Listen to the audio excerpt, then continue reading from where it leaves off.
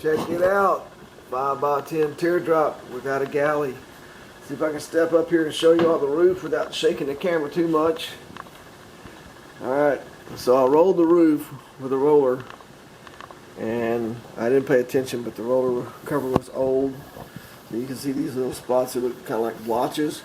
That's where little fibers of the roller came loose, which I'm not going to worry too much about it because I knew I'd need to sand this and put a final coat on it.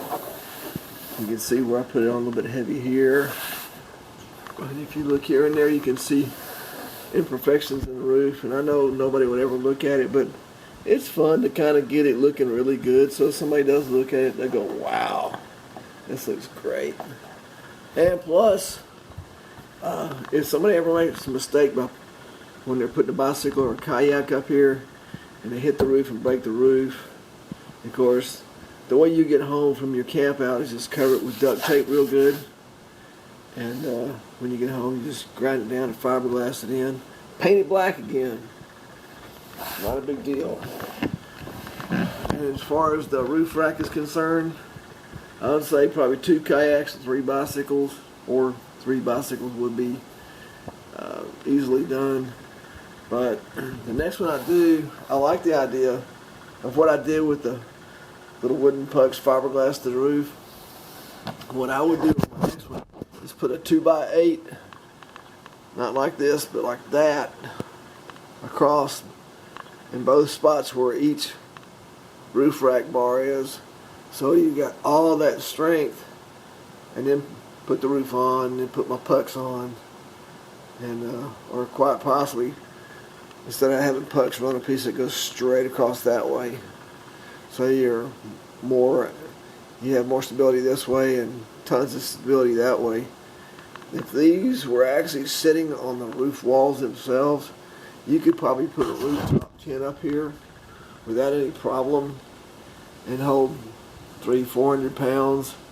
But as it is, since these are 2x3s, ceiling studs in here, and I got the screws on the inside and screws on the outside, it'll do everything I need it to do.